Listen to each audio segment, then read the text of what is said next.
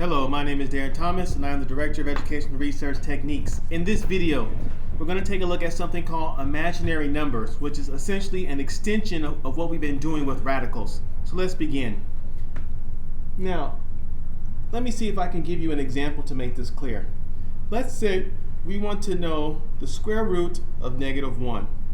Now, if I put this into my calculator, I hope you can see this.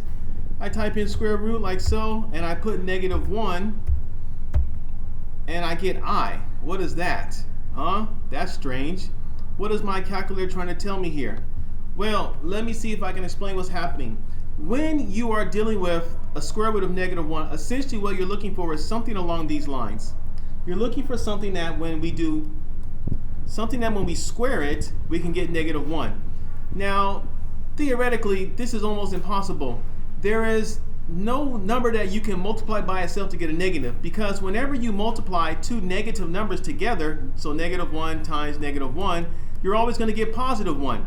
And so what's happening is that in order to have these radicals that have a negative inside them, you have to use something that we call an imaginary number. We call it an I. So if I had to make this clear, basically what an I does, if I had to make it simple, was it makes something negative. That's what it does. So when we want to say that, when we want to write, excuse me, let me give you a different color here. This will be better. When we want to write the square root of -1, what we normally do is as follows. We do the square root of 1, and then outside the radical we put the I. Normally the I is curved like this, but you get the point. And so that indicates to the person who's looking at the radical in the expression that this is a negative number. This is a very, very common technique.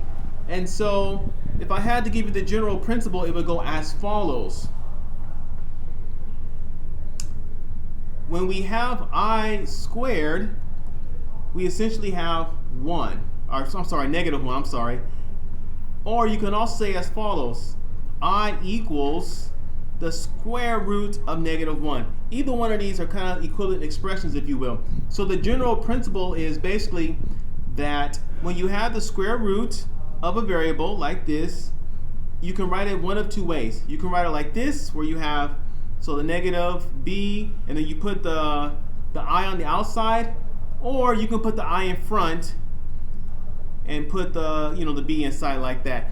Either of these, all three of these are equivalent expressions in terms of what you want to do. This is probably the clearest because it's very, very common for people to put the I underneath the radical, and we don't want to do that. We want the radical to be the imaginary unit to be outside the radical. That is what's very, very important there. So why don't we go ahead and go through a couple examples of how this happens in practice. So imagine, if you will, that I have the following. Here we go. So I have the square root of -36.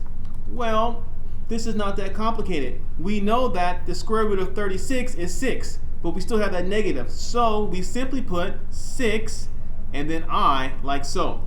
This is the indication that it's negative. And also it's the indication that we are finding the square root of -36. That's what it's also indicating. Another example that we can have is, imagine that we have the square root of -3. Well, again, you've already seen the example. This can be written several different ways. It can be written as the square root of 3, but the I on the outside of the radical. Or you can also write the I in front and the square root of 3. Either of those are equivalent expressions. And lastly, something that's a little bit more complicated here, if you will, is the following. We have the square root of 24, and then we have the I on the outside. Now for this one, you have to break some things down here. So for example, what are some of the factors of -24? Actually, for now we'll just, did I make a mistake? No, this is correct. I don't think I need the I, sorry. -24, sorry about that. So -24. So this is what I do. So, factors of this would be like, -6. Actually, I don't need the negatives because I'm going to put the I. So 6 and 4. Now here's the thing. I can square root the 4. So what's going to happen is this. By the way, this is square root, square root. These are the factors. So what I end up with is as follows. The square root of 4 is 2.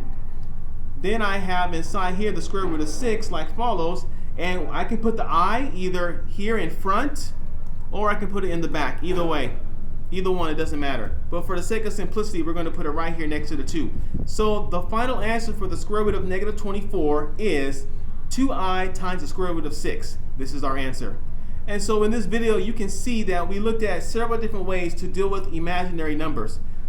But let's just go back. So to make things as simple as possible, an imaginary number is a way to deal with radicals that have negative numbers. They're imaginary because they're not real. By real numbers, we're talking 1, 2, 3, 4, 5, etc. And this is just another way of another way of using numbers that mathematicians use. So just like they have fractions for partial things, and they also have 0 for whole numbers, the imaginary unit was created for the purpose of dealing with square roots that have negative numbers inside the radical.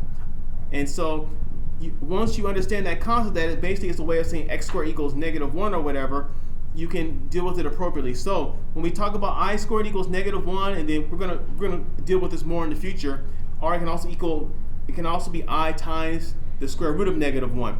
And then when you understand this concept, it's not very difficult to deal with them on a simplistic level. So the square root of negative 36, well, 6, and then the I, etc. And then we did these other examples, as you can see. So I hope that this video was useful for you and that you were able to understand what we were talking about. My name is Darren Thomas. I am the Director of Educational Research Techniques. Take care.